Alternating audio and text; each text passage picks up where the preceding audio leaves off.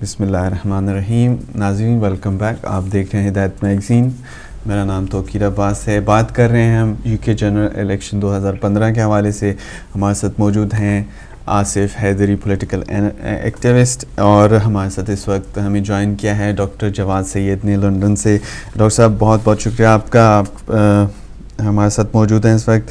Doctor صاحب ہم break سے پہلے بات کر رہے تھے یو کے جنرل الیکشن کی ایک جنرل پرسپیکٹیو میں کہ ریزلٹس کے حوالے سے کہ ایکسپیکٹڈ ایسا تھا نہیں تھا. پھر اسکاٹش نیشنل پارٹی کے حوالے سے ہم نے بات کی. اس کے ساتھ کیمرون نے جو کابینہ کا اعلان کیا ہے اور ان کی آنے والی پالیسیز کے حوالے سے ہم نے تھوڑی بہت بات کی. جو آخری سوال میں نے ڈاکٹر صاحب سے یہاں کر رہا تھا وہ یہ تھا کہ برطانوی پارلیمنٹ کا اجلاس 18 مئی کو ہو رہا ہے, اور اس میں ایک بہت بڑی چینج یہ ہے کہ خواتین کی تعداد 143 سے 191 اور نسلی اقلیتوں کے نمائندوں کی تعداد 27 سے 42 ہو گئی ہے. آپ اس چینج کو کیا دیکھتے ہیں؟ اور اس کے علاوہ جو اسکاٹش نیشنل پارٹی نے اسکاٹ لینڈ میں ایک کلین سویپ کیا ہے اس کو, اور یو کیپ کی اور دوسری لیبر پارٹی کی جو ہار ہے, اس کو کس طرح دیکھتے ہیں آپ؟ جی السلام علیکم توقیر. سب سے پہلے تو میں آپ کا اور ہدایت ٹی وی کا شکریہ ادا کرتا ہوں کہ آپ نے مجھے دعوت دی اس موضوع پر اظہار خیال کرنے کے لیے. عرض میری یہ ہے کہ یہ جو الیکشن کے نتائج ہیں اگرچہ وہ بہت سے تجزیہ کاروں کے لیے اور بہت سے جو ہمارے ہیں سیاسی مشاہدات رکھنے والے ایکسپرٹس, ان کے لیے کچھ لحاظ سے تو یہ ہیں سرپرائزنگ ہیں, حیران کن ہیں, کیونکہ توقع تھی کہ کوئی ایک پارٹی بھی سمپل میجورٹی یا سادہ اکثریت حاصل نہیں کر پائے گی کامنز میں, لیکن ایسا نہیں ہوا. اور کیمرون صاحب نے اور ان کی پارٹی نے تمام سیاسی تجزیہ نگاروں کو اور تجزیہ کاروں کو حیران کر دیا اپنی اچیومنٹ سے. تو یہ تو لگتا ہے کہ برطانیہ کے عوام نے اسٹیبلٹی کو ووٹ دیا ہے. آپ اور ہم ٹوریز کے ساتھ یا کنزرویٹو پارٹی کے ساتھ اختلاف کر سکتے ہیں یا اتفاق کر سکتے ہیں. سیاسی اتفاق یا اختلاف وہ علیحدہ, وہ اپنی جگہ پر ہے, لیکن یہ بات تو ضرور واضح ہوئی ہے کہ برطانیہ کے عوام کی اکثریت نے, جس میں خاص طور پر انگلینڈ کے عوام شامل ہیں, ان کی اکثریت نے بڑا واضح طور پر اعتماد کا اظہار کیا ڈیوڈ کیمرون پہ اور کنزرویٹو پارٹی پر, اور انہوں نے ووٹ جو دیا ہے وہ کنٹینیوٹی کو ووٹ دیا ہے. اور یہ بھی لگتا ہے کہ اس ووٹ میں انہوں نے اس امکان کو بھی رد کیا اپنے طرز عمل سے, اپنے ووٹ سے انہوں نے اس امکان کو اور اس پاسبلٹی کو بالکل ایلیمینیٹ کر دیا کہ ہنگ پارلیمنٹ ہو, کیونکہ ہنگ پارلیمنٹ وہ کسی بھی سیاسی پارٹی کے مفاد میں نہیں ہوتی اور وہ کسی بھی ملک یا حکومت کے مفاد میں بھی نہیں ہوتی. تو یہ تو ایک رجحان بہت واضح طور پر ہمیں سامنے نظر آیا ان الیکشن سے, کہ جبکہ ہمیں پتہ چلا کہ 51% کے قریب سیٹس جو ہیں, 650 ٹوٹل سیٹس ہیں جی برطانیہ کی پارلیمنٹ میں یا ہاؤس آف کامنز میں جی, اس میں سے 331 کے قریب کنزرویٹوز لے کے گئے اور 232 کے قریب جو لیبر پارٹی لے کر گئی. اور باقی جو ہے, اور باقی جو آپ نے بڑا واضح طور پر آپ نے خود اپنے سوال میں بھی نمایاں یہ بات کر دی کہ اسکاٹش نیشنل پارٹی نے تو جو اسکاٹ لینڈ ہے اس میں یہ بات بالکل واضح کر دی کہ اسکاٹ لینڈ کے عوام کی عظیم اکثریت کی غالب اکثریت جو ہے وہ قوم پرستی کی طرف مائل ہیں. وہ یہ سمجھتے ہیں کہ برطانیہ کے اندر رہتے ہوئے یا برطانیہ سے باہر رہتے ہوئے بہت ضروری ہے اسکاٹش نیشنل آئیڈینٹی کا تحفظ کرنا, اسکاٹش نیشنل ویلیوز کا تحفظ کرنا, اور اسکاٹش عوام کے حقوق جو بھی ان کے اکنامک ہیں یا پولیٹیکل آئیڈینٹی کہہ لیں, رائٹس کہہ لیں, ان کا تحفظ کرنا ان کی پرائورٹی ہے. یہ بات تو واضح ہو گئی.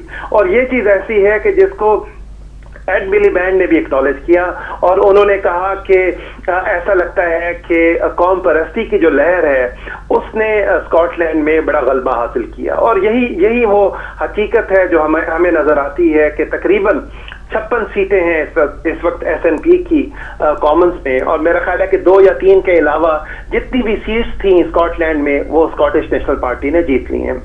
تو اس کا کیا مطلب ہے ڈاکٹر صاحب؟ جی اس کا مطلب یہ ہے جی کہ قوم پرستی کا رجحان واضح ہے.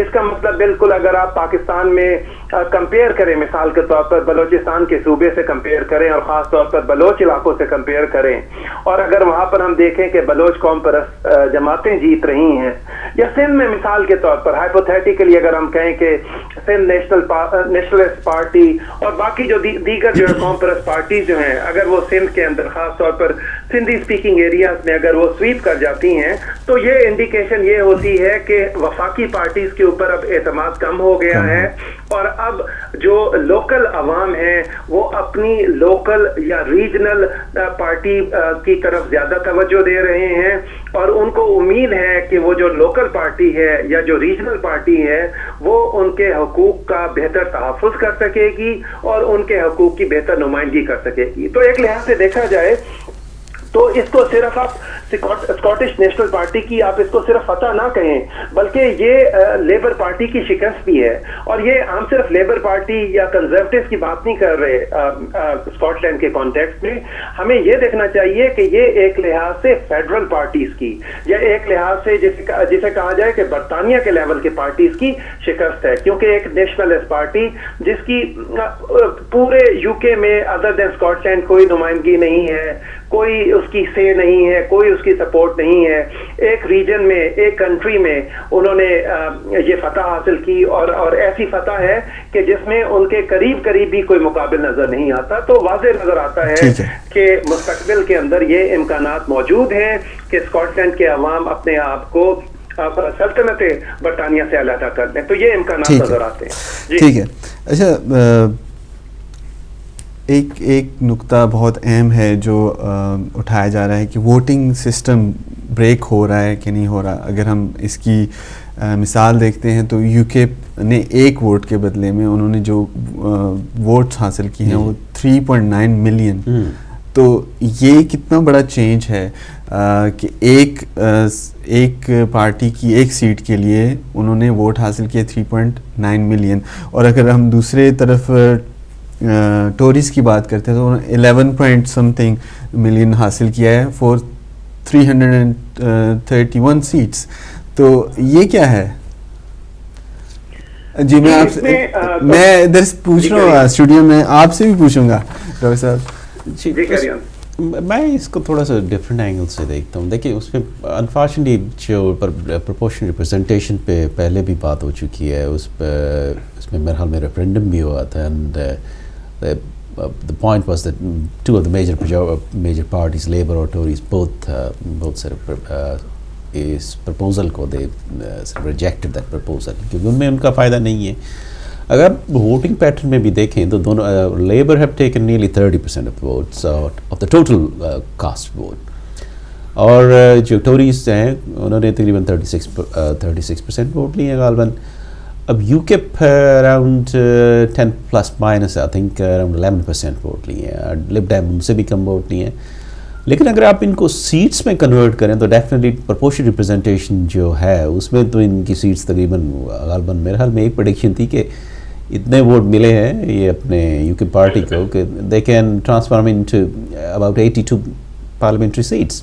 ایگزیکٹلی. تو یہ میں اس کو اس اینگل سے بھی دیکھ سکتا ہوں. ایک اور اینگل یہ بھی ہے کہ جس طرح لیس دین 1 ملین ووٹ یو کے ان لاسٹ الیکشنز، اور اب جو ہے اس الیکشن میں نیئرلی 4 ملین ووٹس، تو that's a rise of but of English nationalism. اگر ایک اور اسٹیٹمنٹ یہ بھی دی جا سکتی ہے کہ if there's a rise in English nationalism, then there's a Scottish nationalism. I would say another way to look at it, this picture would be it was an election against Scottish nationalism versus English nationalism, and possibly یہ کوئی چکر ہونے والا ہے قریب. I think جواب جو ہے میں ان سے اتفاق کرتا ہوں اس ایشو پہ کہ بیسک یہ that's a bit of threat to the union as well. میری جہاں تک پرسنل فیلنگ ہے اگر اس ایشو کو ہم لوگوں نے اچھے طریقے سے ہماری لیڈرشپ نے اگر اس کو پراپرلی ہینڈل نہ کیا تو our union is at stake. That's my feeling. Doctor صاحب آپ کیا کہتے ہیں اس پہ؟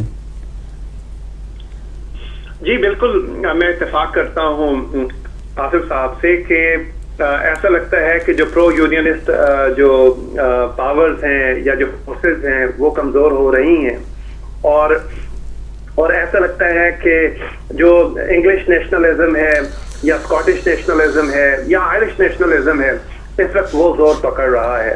اور یہی چیز ہے کہ جس کو ڈیوڈ کیمرون نے جو ان کی ایک بڑی ارلی اسٹیٹمنٹ تھی الیکشن کے فوراً بعد جب ریزلٹس تھوڑے آبویس ہونا شروع ہوئے کہ ان کو میجورٹی مل رہی ہے یا سمپل میجورٹی پاسبل ہے ان کی, that was in their side.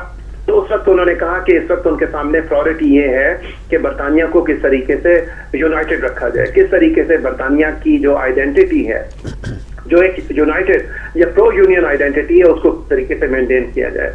تو یہ تو ایک چیلنج ہے جو نہ صرف یہ ہے کہ وہ کامنس کے سامنے رہے گا بلکہ یہ چیلنج جو ہے کراؤن کے سامنے بھی رہے گا. اور یہ کنسرن بھی ہے ان سب کا کہ کس طریقے سے جو پرو نیشنلسٹ فورسز ہیں ان کو over the period of time ان کے کنسرنس کو ایڈریس کیا جائے. دیکھیں مطلب ان کے پاس اچھا ڈاکٹر صاحب ٹائم نہیں ہے ہمارے پاس, میں آپ سے ایک اور کوشچن بھی کرتا ہوں کہ پاکستانی نژاد امیدواروں نے 10 سیٹیں لی ہیں, ان کی تعداد جو ہے پاکستانیوں کی یہاں پہ 1.1 ملین کے قریب ہے. تو یہ کس طرح دیکھتے ہیں پاکستانی نژاد امیدواروں کی 10 سیٹوں کو, آپ کیسے دیکھتے ہیں؟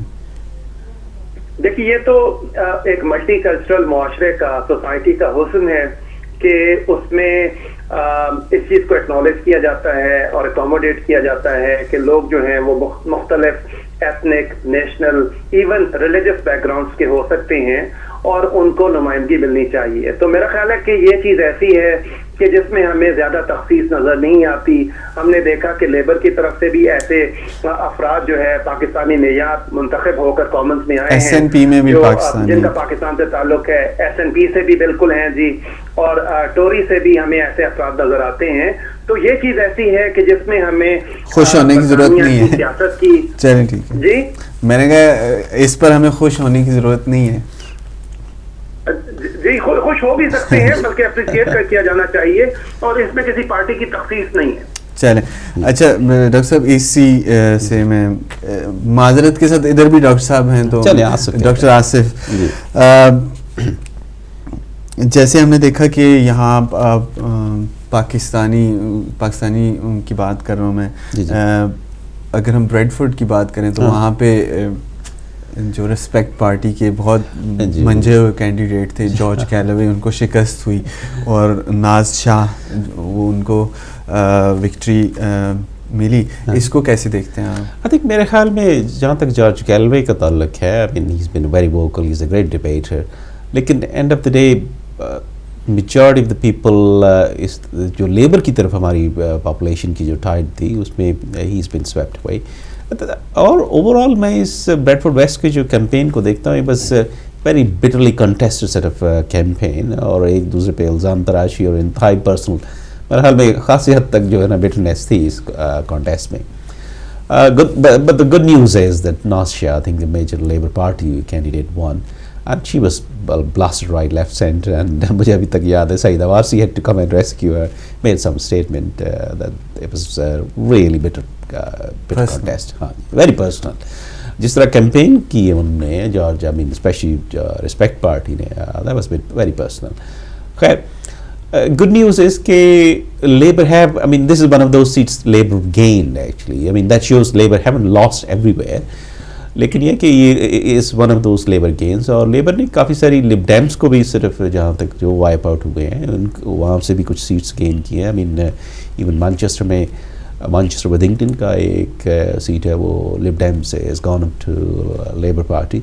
So I think that shows we have. George Galway نے جو اسٹیٹمنٹ دی ہے ہارنے کے بعد وہ یہ تھا کہ وہ اپنی ہار کو ان کی ہار پر زائنسٹ جو ہیں وہ خوش ہو رہے ہوں گے, اس طرح کی انہوں نے اسٹیٹمنٹ دی جیسے وہ ان کی ایک ہوتا ہے. I mean he has a background to that.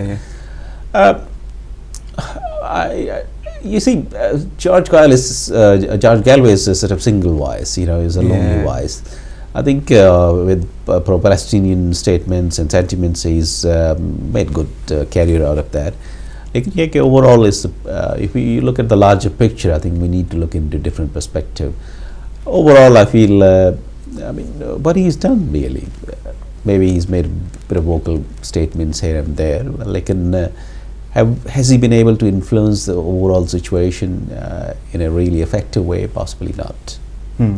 اچھا ڈاکٹر جواد سعید, ہم بریک سے پہلے بات کر رہے تھے ڈاکٹر آصف سے, ہم نے یہ ایک اینگل بنایا کہ اسکاٹش پارٹی جو جیتی ہے ایس این پی, وہ نیشنلزم وہ پروموٹ کیا اس نے اور ایک قوم پرستی کا ثبوت دیا.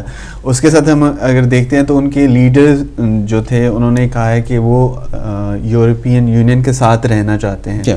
اور اگر یہاں ہم انگلینڈ کی بات کریں تو یہاں کی جو ایک آواز ہے وہ یورپین یونین کے ساتھ نہیں رہنا چاہتی. تو یہ ایک ٹرائنگل سی اور ریکٹینگل سی بن گئی ہے, اس کو آپ کیسے دیکھتے ہیں کہ یہ جو عوام ہیں دونوں اسکاٹ لینڈ میں اور انگلینڈ میں یہ مختلف ان کی خواہشات ہیں, تو فیوچر میں کیا چینجز ہو سکتی ہیں؟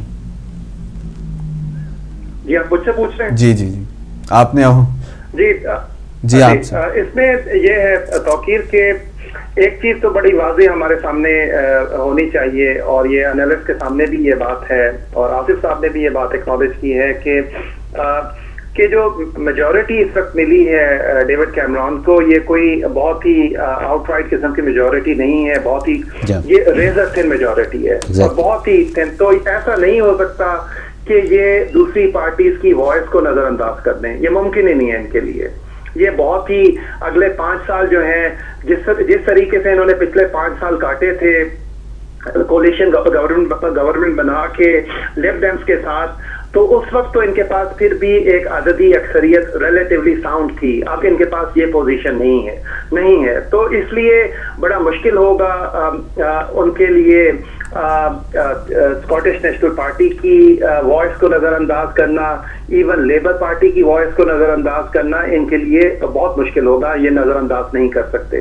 اور اس کے ساتھ ساتھ انہوں نے بڑا واضح طور پر کہا ہے نکولس اسٹرجن نے کہ جب یہ آئی ہے وکٹری کے بعد کہ انہوں نے کہا ہے اس کو کیمرون سے کہا کہ اب آپ جو ہے اسکاٹ لینڈ کی قومی امنگوں کو ہرگز نظر انداز نہیں کر سکتے. تو اگر یہ ان کے عوام کو ریپرزینٹ کر رہی ہیں اور یقیناً کر رہی ہیں 58 سیٹس کے ساتھ, اور اگر ان کی خواہش یہ ہے کہ برطانیہ جو ہے وہ حصہ رہے یورپین یونین کا, تو اس چیز کا ریگارڈ کرنا پڑے گا ڈیوڈ کیمرون کو. تو میرا تو یہ خیال ہے کہ اب ڈیوڈ کیمرون کے لیے یا ٹوریز کے لیے اپنی یک طرفہ ٹریفک کو بلڈوز کرنا اتنا آسان نہیں ہوگا. ایک طرف تو سادہ اکثریت بھی لے لی ہے, لیکن پھر بھی وہ ایک اس چنگل میں پھنس گئے ہیں جس میں وہ نہیں نکل سکتے, جس طرح کی وہ پالیسی بھی ہوتے ہیں ان کے پاس, تو میجورٹی کو مائنورٹی میں تبدیل ہوتے ہوئے دیر نہیں لگتی. اچھا میرے پاس ڈاکٹر آصف ایک کویسچن آیا ہے, ہمارے عزیز ہیں وہ کہہ رہے ہیں کہ بریڈفورڈ میں ناز شاہ اتنے ایکسپیرینسڈ کینڈیڈیٹ کے خلاف کس طرح اور کیوں جیت گئی؟ بہرحال بھی اس میں جہاں تک میرا پرسنل ویو ہے, میں نے اس کو کلوزلی تو نہیں فالو کیا, definitely George Galway hasn't done much for the local population. اور دوسری یہ کہ جب آپ کو میں نے تھوڑی سی ڈائنامکس دیکھی ہیں پرسنلی, میں نے نارتھ ویسٹ میں مانچسٹر کی بات کر سکتا ہوں میں آپ کو, اس میں لاٹس آف فیکٹرز پلے. کتنے کاؤنسلرز آپ کو سپورٹ کر رہے ہیں, کیمپین بھی ہوتی ہے لوکل, اور then lots of other alliances بھی ہوتے ہیں, so lots of factors do play a role. تو میرے حال میں اس میں پرسنلی میں جو کامنٹ کر سکتا ہوں, ایک تو یہ کہ اوور آل ہماری جو مائنورٹیز ہیں black and B M E جسے ہم لفظ بولتے ہیں اوور آل, اور دوسری بات یہ کہ ایون مسلم میجورٹی جو ہے وہاں پہ Asian population they particularly voted for labour کی طرف ان کا زیادہ ٹرینڈ تھا. اور اس میں ہمارے کچھ ساتھیوں نے بھی وہاں پہ کنٹریبیوٹ کیا ہے, وی میڈ سم لوکل کیا کہتے ہیں کویسچن آنسر سیشن ہسٹنگس بھی ہم نے وہاں پہ کنڈکٹ کی ہیں. تو میرے خیال میں وہاں پہ اوور آل جو ٹرینڈ تھا کہ Labour was more on the rise, so that's made difference nationally بھی اور لوکلی بھی. تو George Galloway possibly lost on lots of other little factors combined together. چلیں تھینک یو. اچھا آخری سوال, اس کے بعد میں یمن کی صورتحال کے حوالے سے بات کروں گا کہ آپ اوور آل پر امید ہیں کہ کیمرون کی جو پالیسیز ہوں گی وہ افیکٹو ہوں گی اور کوئی اتنی بڑی کہہ لیں کہ تناؤ کی سیاست نہیں ہوگی اگلے 5 سال؟ میرے خیال میں اتنا it won't be easy time. There are lots of challenges ahead. if اگر تو economic صورتحال اس طرح stable رہتی ہے and we are able to control the situation, then that'll be brilliant. سب سے پہلے تو یہ ہے کہ انہوں نے پلان بنا رکھا ہے کہ they want to cut different sort of spending اور 12 billion pounds. اس کا نیشنل ہیلتھ سروس پہ بھی امپیکٹ پڑے گا, ٹھیک ہے, and they will have to pay price if they're not able to mend that situation. اور national health service is under extreme stress. اور secondly انہوں نے جو یورپین یونین کے ساتھ پہلے کمٹمنٹ کر رکھی ہے کہ یورپین یونین پہ ریفرینڈم کرنا چاہتے ہیں, that will have an impact. اور جو انسرٹن صورتحال ہے that will make situation worse, especially from business point of view. اور تیسرا انہوں نے ہیومن رائٹس ایکٹ کو جو they wanted to sort of completely scrap it اور اس کی جگہ کچھ اور legislation locally based UK parliament based legislation لانا چاہتے ہیں. I think I'm deeply concerned about that because that human rights act sort of European Union directive جو ہے that's a huge ہماری I mean for lots of people or for lots of sort of minorities that's a good shield. تو اس پہ I'm deeply concerned. help me. اور تیسرا یہ کہ UKIP کی رائز جو ہے I mean how to address that number of voters. تو it won't be easy. There's a challenges at national level as well. Economic situation کو manage کرنا, that's a one major challenge. Or even globally, I think there are powers of centers changing. In foreign policy, lots of issues. مثلا آپ شام کی صورتحال کو لے لیں, عراق کی صورتحال کو لے لیں, ISIL is another issue. اور even یمن میں developing situation ہے. So we face lots of challenges. It's not easy. اور especially مجھے جو جس چیز کی تھوڑا سا میں متفکر ہوں, جس پہ مجھے خاصی فکر مندی ہے کہ یورپین یونین, اور آپ نے جیسے جواز صاحب نے بھی ابھی صورتحال کو ٹچ کیا کہ, اور دوسری یہ کہ union in itself, United Kingdom, جو extreme rise of Scottish nationalism, English nationalism, اس ساری صورتحال کو مینیج کرنا ہے اور اس صورتحال کو اس طرح سے effectively manage کرنا, not to put things overall at stakes, it'll be hard task. اس کے لیے جو statesman leadership ہوتی ہے, I think that'll put I think اس پہ بات کرتے رہیں گے کیونکہ ابھی ہمارے پاس ٹائم اتنا ہے کہ ہم ایک آدھ سوال یمن کے حوالے سے کریں گے ڈاکٹر صاحب سے, اور پاکستان میں جو شیعہ کلنگ ہو رہی ہے اس پر بھی بات کرنا ضروری ہے. ڈاکٹر صاحب, ڈاکٹر جواز صاحب, آپ چونکہ بہت عرصہ غائب رہے ہمارے ان پروگرامز میں, ہم نے بہت سارے پروگرامز یمن کے حوالے سے کیے, ہم نے تفصیلاً بات کی سعودی لیڈ کولیشن کے جو ایئر سٹرائکس ہیں وہاں پر. ابھی کی صورتحال یہ ہے کہ بے گناہ لوگ, بچے, خواتین, سکولز, انسٹیٹیوشنز, ان کو تباہ کیا جا رہا ہے. آج کی خبر یہ ہے کہ حوثیوں کی طرف سے جو ایک سجیشن دی گئی تھی جنگ بندی کی, اس کو قبول کر لیا گیا ہے اور جنگ بندی کا اطلاق جو ہے وہ 12 مئی سے ہوگا. 5 دن کے لیے یہ پرپوز کیا گیا ہے. آپ اس ساری صورتحال پر کیا کہیں گے؟ آپ کے پاس 2 منٹ سے 3 منٹ ہیں.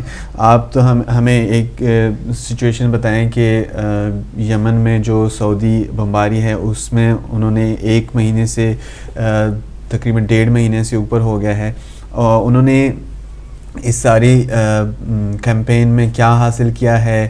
کیا وہ کامیاب رہے؟ کیا وہ حوثیوں کو کمزور کرنے میں کامیاب رہے؟